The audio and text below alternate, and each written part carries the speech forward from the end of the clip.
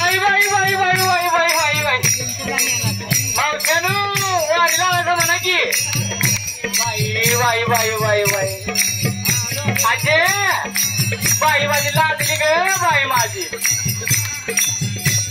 बरं वाटलं ग बाई माझे वारी करतेस अजून तुझ्यासारखं भाग्यवान कोणच नाही ग माऊली.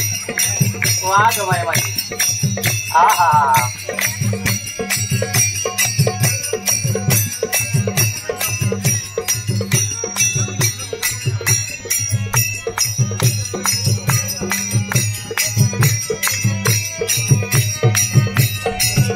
नाव शिवाजी महाराज आहे. ते संगतावरचे कलाकार आहेत.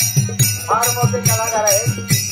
त्यांनी काही काही टीव्हीमध्ये सिरियलमध्ये काम केलेली भूमिका केलेली आहे. रामकृष्ण हरे रामकृष्ण हरे. सुय घे पिन घे गजब घे दशीचा मणी घे तुझ्या टकलीला बक्कल घे गा दादा. काय दादा लाजणार रे बाबा. कॅमेराच बंद केला. हा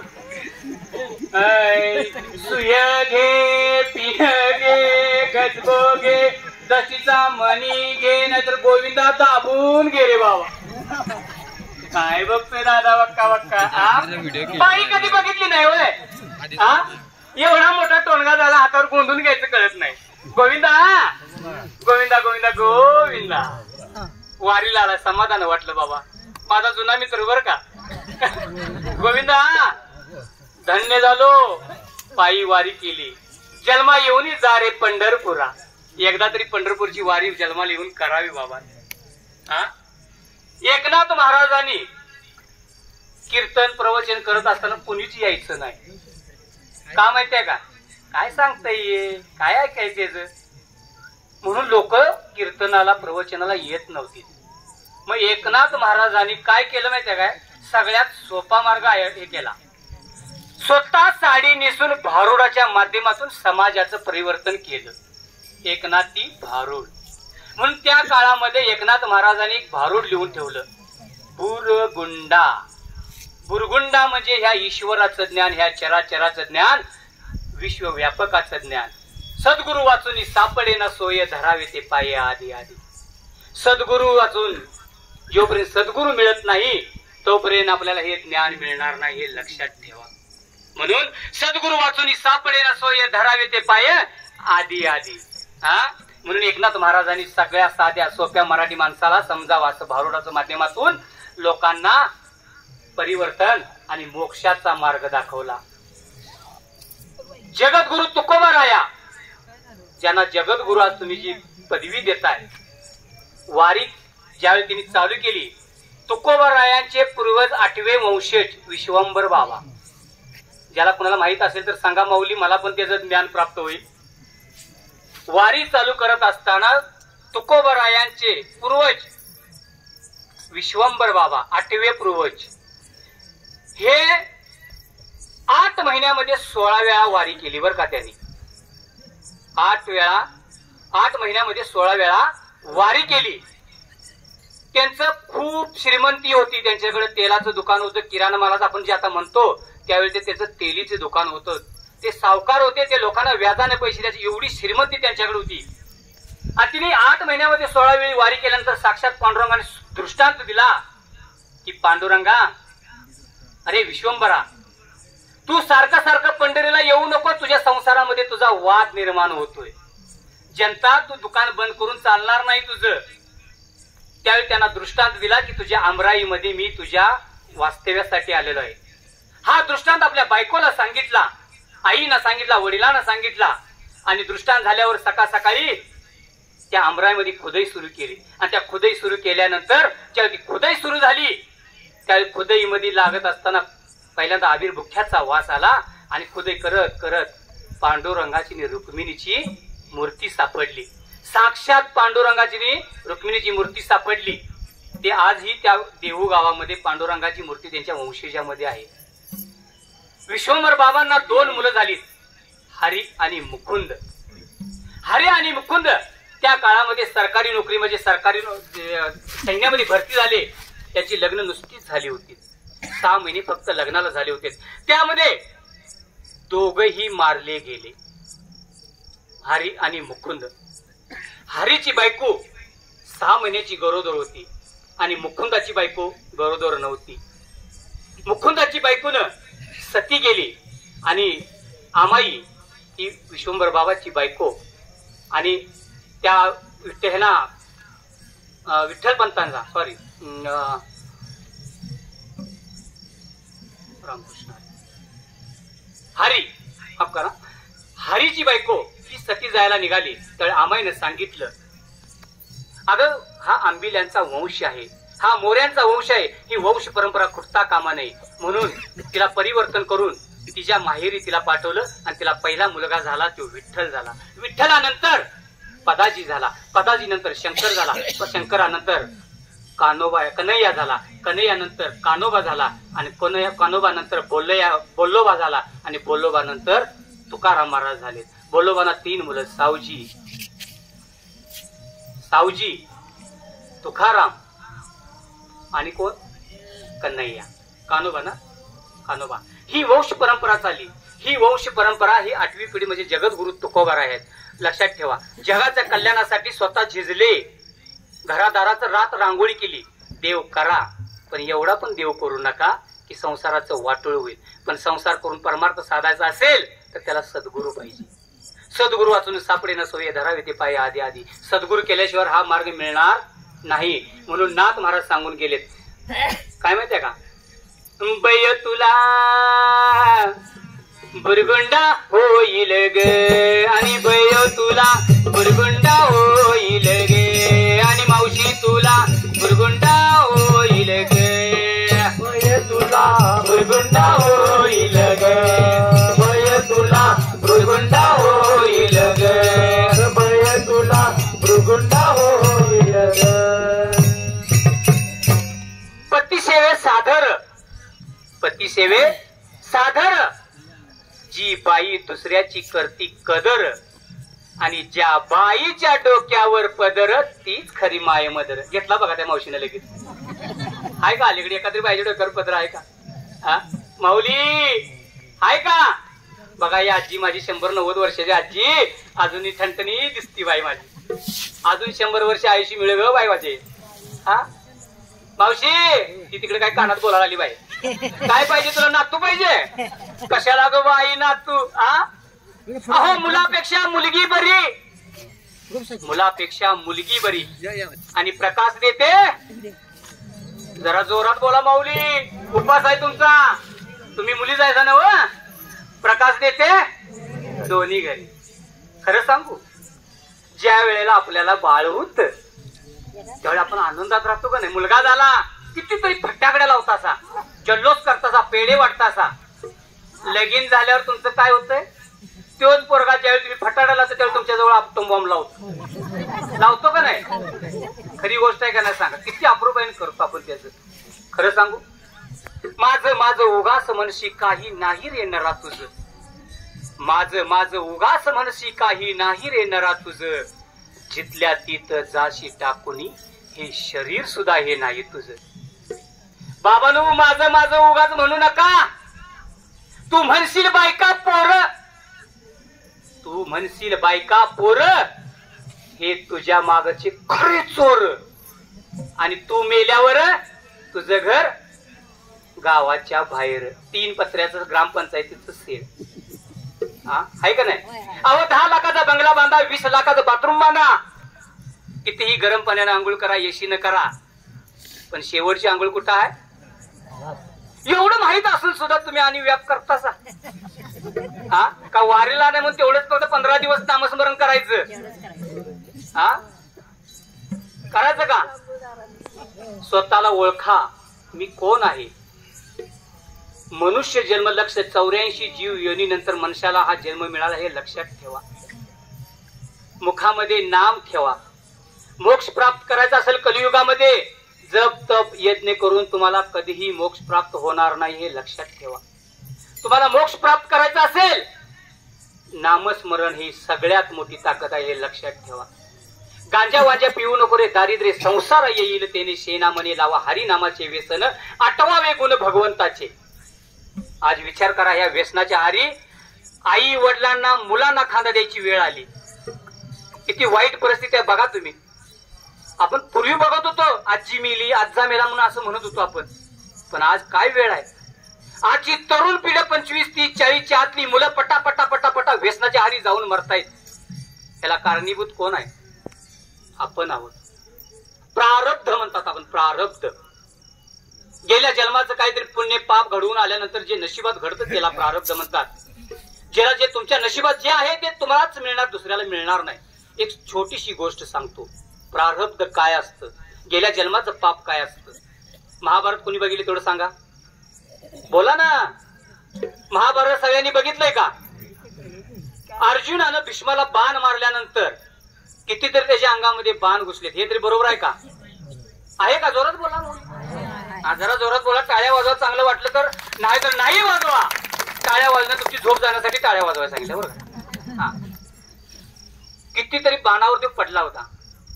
6 महिने युद्ध संपल्यानंतर 6 महिने त्यांना मृत्यू आला नाही. त्यावेळी भगवान कृष्णाला विचारलं, कृष्णा, अरे मी असं कोणतं पाप केलंय म्हणून माझ्या जवळ मृत्यू येणं झालाय. त्यावेळेला त्यांनी सांगितले कृष्णानं की तुम्हाला आठवा मागच्या जन्मात तुम्ही काय काय पाप केलंय ते. असे आठवत आठवत आठवत 52 जन्म आठवले भीष्मांना. किती? जरा जोरात बोला मौली. वा, आता शाळेत असल्यासारखं वाटलं बघा. 52 जन्म आठवले. आणि त्यावेळी त्यांना आठवलं, त्यावेळी भीष्म राजा होता आणि शिकारला जात असताना वाटेत सरड्या आला. त्या बाणाला काय केलं, बाण असून हातात बाण धरलेला होता, त्या सरड्याला फक्त असं फेकलं, म्हणजे वाटेत साईडला काढला. आणि तो सरड्या निवडून माहिती आहे ना, आपण ज्याच्या काटे असतात त्याला निवडून म्हणतो. तो निवडुंगावर फेकला गेला आणि त्याच्या पूर्ण शरीरामध्ये त्याचे काटे लागले. आणि ते जो सरडा होता तो अर्जुन झाला आणि जो राजा होता त्याच्या अंगात उलटे बाण फिरलेत. लक्षात घ्या, हे गेल्या जन्माचे आपल्याला पूर्व माहिती नाही आहे. पण आता तुम्हाला खरं सांगू, कलियुगामध्ये नामस्मरण ही सगळ्यात मोठी ताकद आहे. एकदा जन्माला आलो तर एकदा तुम्ही त्याचं जीवनाचं सार्थक करावं माऊली. परत जन्म नाही, 7 जन्म तुम्ही म्हणता असेल तर सगळ्यात मूर्खपणा तुमचा आहे. लक्षात घ्या, वारीला आलाय ना, नामस्मरण करा, ईश्वरी शक्तीला प्राप्त करा. तुम्हाला परत जन्म नाही. वडाला तुम्ही 100 जरी येरजाऱ्या मारलं तर तुम्हाला ते देव कधीच भेटणार नाही. तुम्हाला 7 जन्म नाही. पहिल्या जन्मातच बायका कटाळ्यात नवरी असली. कटाळ्यात का नाही सांगा, का वाई एकदा मुडगा बघतोय कुणाच ठेव. हा, काय राहिले सांगायचे?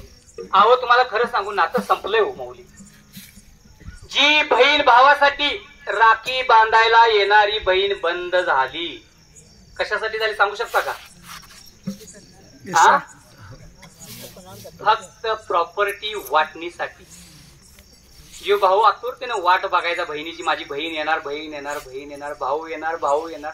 बहीण रडते, पण आता बहीण रडायची बंद झाली, कारण निम्मा हिस्सा मिळाला. आता प्रॉपर्टीची किमतीच झाल्या. 1 गुंठा घेतला तर 14 आणि 20 लाख रुपये गुंठा झालाय. नात्यापेक्षा पैसा महत्वाचा झाला. तुम्हाला खरं सांगू, आम्ही कार्यक्रमाच्या माध्यमातून बऱ्याच ठिकाणी मी वृद्धाश्रमला भेट दिल्या, बऱ्याच ठिकाणी. आणि आम्ही तिथं सहज विचारलं की तुमचा मुलगा काय करतो. वृद्धांना विचारलं.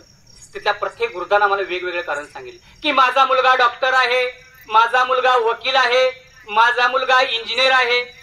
पण खरं सांगू, तिथल्या एकाही वृद्धानं आम्हाला असं सांगितलं नाही की माझा मुलगा अडाणी शेतकरी. कारण शेतकऱ्याची मुलं आई वडिलांना अनाथ आश्रममध्ये पाठवत नाहीत, ही वस्तुस्थिती आहे. आहे का नाही सांगा? आज खेडेगावात खरंच आपण खूप भाग्यवान आहोत की अजून सुद्धा आई वडील मोडके तोडके असले तर आपण आई वडिलांना सांभाळून ठेवतो का नाही? आणि माझी कळकळीची विनंती आहे तुम्हाला, आई वडील हेच पांडुरंग आणि रुक्मिणी आहेत, हे लक्षात ठेवा. ह्यांना जर तुम्ही दुखवला, तुम्ही 100 जन्म जरी घेतले तर तुम्ही कधी पुण्य तुम्हाला मिळणार नाही, हे लक्षात ठेवा. आज सुशिक्षित झाला म्हणून सांगता मुलांना, नोकरीला परदेशात पाठवता, त्यावेळी तुमच्याजवळ कोणीही नसतं. आई आतुरतेने वाटत बघते, बाळा ही की रे माझी तुझी लय बघू असं वाटतंय. तर सारखं फोन करून सांगते मीटिंग मध्ये आहे, बिजी आहे, त्याचं आहे तसं आहे. आई वडील खरोखर वाट बघत बसतात. खरोखर आज कंडिशन बघा तुम्ही लोकांची. अहो तेच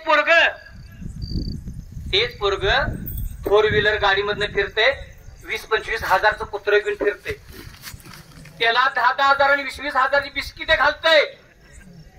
पण आई वडिलांना साधं रुपये पण पाठवत नाही, कुठली खायला वस्तू पण आणत नाही.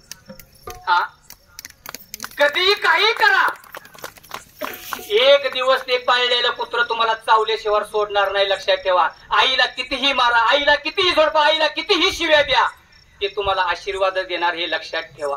रात्री 12 आणि 1-1 वाजता जरी आला तर तुम्हाला बाळ म्हणून हाक मारती, बाळ जेवलाच का रे.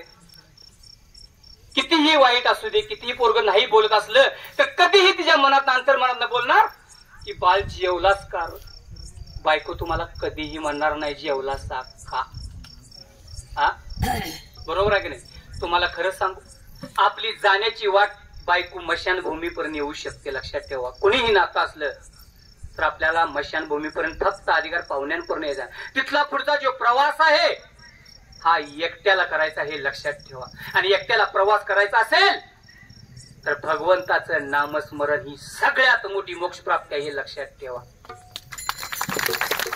मोक्ष प्राप्ती ही झालीच पाहिजे. आणि कलियुगामध्ये तुम्ही जन्माला आलाय, प्रत्येकाचं आयुष्य खूप कमी आहे. लक्षात ठेवा. आपल्याला वाटतंय उद्याचा दिवस आलाय, उद्याचा दिवस आलाय, उद्याचा दिवस आलाय, उद्याचा दिवस आलेला नाही. एका सेकंदानं आपण मरा लागलो हे लक्षात ठेवा. हा त्या काळामध्ये तुकाराम महाराजांनी सांगितले की वृक्षवली आम्हा सोयरे वनचरी. त्या काळामध्ये झाडे लावा, झाडे जगवा. त्या काळामध्ये सांगितलं होतं का नाही. आता आपण काय करतो माहिती आहे का, वर्षाला तोच खड्डा आहे, झाड फक्त वेगवेगळे. हा माणसाला जगण्यासाठी ऑक्सिजन लागतो, 27,000 वेळा श्वास घ्यावा लागतो 24 तासासाठी. 27,000 वेळा माणसाला श्वास घ्यावा लागतो, त्याला 9 किलो ऑक्सिजन लागतो. लक्षात ठेवा. दिवसाला आपल्याला 9 किलो ऑक्सिजन लागतो आणि त्याला 7 झाडांची गरज लागते. एकदा तरी झाड लावलं का? लावलासा अभिनंदन.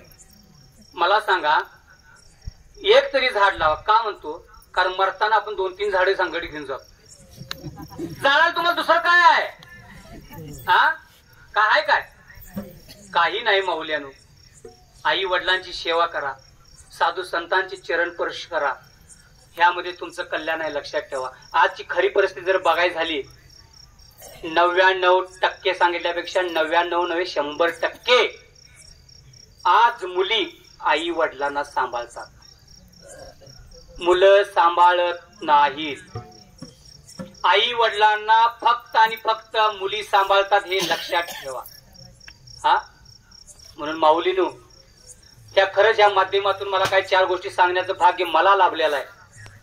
आणि माझी एकच अजून सुद्धा कळकळीची विनंती आहे तुम्हाला, नामस्मरण करा, नामस्मरण करा.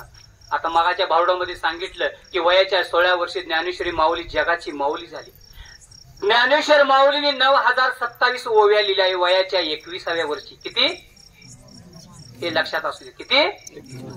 9,027. एक ओवी पाठ करा बास. एक ओवी पाठ करा, कल्याण आहे तुमचं. आणि त्या ओवीचा अर्थ समजून घ्या. देवाच्या द्वारी हुबा क्षणभरी तेने मुक्तिचारी साधी येल्या. म्हणतो ना आपण हरिपाठ म्हणतो. देवाचं द्वार कुठलं आहे वाटतं तुम्हाला? कुठलं आहे माऊली? मंदिरातलं? अजिबात नाही. ज्या ठिकाणी तुम्ही थांबता, स्तब्ध होता, त्या विश्वरूपाच्या खाली तुम्ही थांबता, त्या निर्गुण निराकारच्या स्वरूपात थांबता, हे प्रवेशद्वार आहे तुमचं हे लक्षात ठेवा. देवाच्या द्वारी हुबा क्षणभरी तेने मुक्तिचारी साधी येल्या. 4 मुक्त्या प्राप्त होतात भगवंताचं नामस्मरण केल्यानंतर. समीपता, सरोपता, सायुजता आणि सलोकता, ह्या 4 मुक्त्या प्राप्त होतात. कुठलंही कर्मकांड करायची गरज नाही. या पृथ्वी तलावरचं सगळ्यात न कर्मकांड करणारं देवस्थान असेल ते म्हणजे फक्त पांडुरंग आहे. लक्षात ठेवा. पंढरपूर. तिथं कुठल्याही प्रकारचा यज्ञ हवन केला जातो का? तुम्ही नारळ कधी वाढलेला बघितला का? कुठं अगरबत्ती घातलेली बघितली का? मग एवढं सगळं सोपं असून तुम्ही बकऱ्याचं कशाला करताय? हा, मडकं खाऊन भात टाकून दिला आणि बकऱ्याच्या पुढं देव कापिला. मडकं खाऊन भात टाकून दिला आणि बकऱ्याच्या पुढं देव कापिला. आपण खरं काय करतो माहितीये का? आपण यात्रा करतो बघा. मला ह्या पुजाऱ्यानं सांगितले की ह्या देवीची मला यात्रा करायला पाहिजे, ह्या देवाची मला यात्रा करायला पाहिजे. करतो का आपण? बकऱ्याची यात्रा करतो ना? करता का? का करता? का करता? कुठल्या शास्त्रामध्ये त्याचा आधार आहे? कुठल्याही शास्त्रामध्ये त्याचा आधार नाही. आपण काय करतो माहितीये का? जर एखाद्याचा जर बळी देऊन जर सगळ्यांचं जर चांगलं झालं असतं तर प्रत्येकाची बळी द्यायला आपणच उरलो नसतो. त्याचा बळी देऊन त्याचा आत्मा तडफडून तुमचं चांगलं होणार असं वाटतंय? कधीही होणार नाही. लक्षात ठेवा. अंधश्रद्धेच्या बळी पडू नका. लक्षात आलं? अंधश्रद्धेच्या बळी पडू नका. म्हणून ज्ञानेश्वर माऊली, तुकाराम महाराज यांचे चरित्र पाठ करा, अभंग पाठ करा. ह्यामध्ये तुमचं कल्याण आहे. वाचाल ते वाचाल. बरोबर आहे ना? हा, म्हणून तुम्हाला सांगतो, नाथ महाराजांनी जे अभंग लिहून ठेवलेत म्हणून बुरगुंड आलेला, आणि बुरगुंडाच्या माध्यमातून माझ्याकडून काय 4 चुकीचे शब्द पडले असेल ते स्वतःचे समजा. चांगले शब्द असेल त्या स्वामींनी मला परिवर्तन करण्यासाठी माझ्या मुखातून तुमची अमृतवाणी बोलवली. ते चांगले समजून मला आशीर्वाद द्या. रामकृष्ण हरी, रामकृष्ण हरी, रामकृष्ण हरी. बय तुला बुरगुंडा होईल गे, आणि बय तुला बुरगुंडा होईल गे, आणि बय तुला बुरगुंडा होईल गे. बय तुला बुरगुंडा होईल गे, बय तुला बुरगुंडा होईल गे, बय तुला बुरगुंडा होईल गे. बुरगुंडा होईल गे, बुरगुंडा होईल गे. बायतुला बायतुला बायतुला बायतुला बायतुला बायतुला बायतुला बायतुला बायतुला बायतुला बायतुला बायतुला बायतुला बायतुला बायतुला बायतुला बायतुला बायतुला. बुरगुंडा होईल गे, आणि बय तुला बुरगुंडा होईल गे, आणि बय तुला बुरगुंडा होईल गे. बय तुला बुरगुंडा होईल गे, बय तुला बुरगुंडा होईल गे, बय तुला बुरगुंडा होईल गे. रामकृष्ण हरी माऊली. मी तुमच्या गावा शेजारचाच आहे, कंदल गावचा, हे लक्षात ठेवा.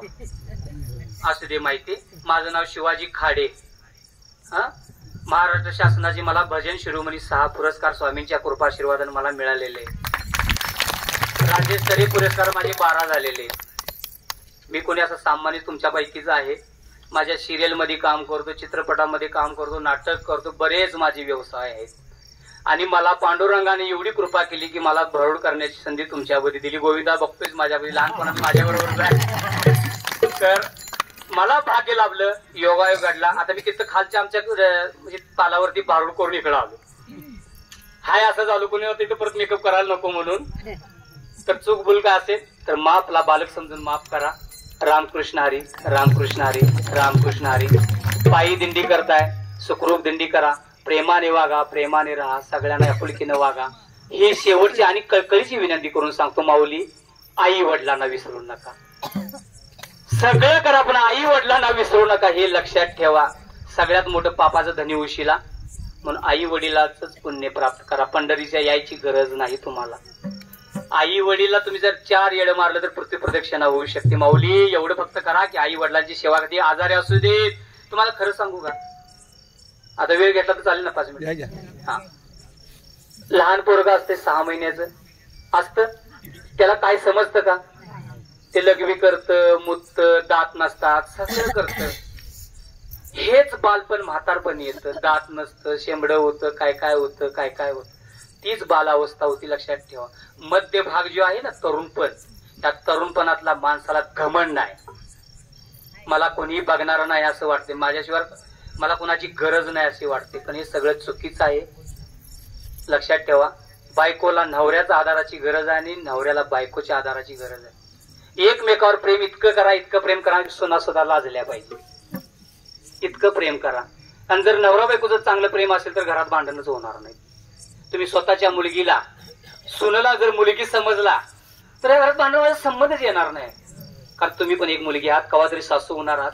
त्यामुळे तुम्ही परिवर्तन जर करायचं असेल तर स्वतःच्या सुनेला मुलगी समजा, सगळ्यांचा गोड गुलाबीन राहा. जर राग आला असेल तर डोक्यावर बर्फ ठेवा. जर खरंच काय तुम्हाला वाईट तोंडातून जात असेल तर तोंडात साखर ठेवा. एवढंच माझं बोलणं आहे. रामकृष्ण हरी. जय जय पांडुरंग पांडुरंग पांडुरंग हरे.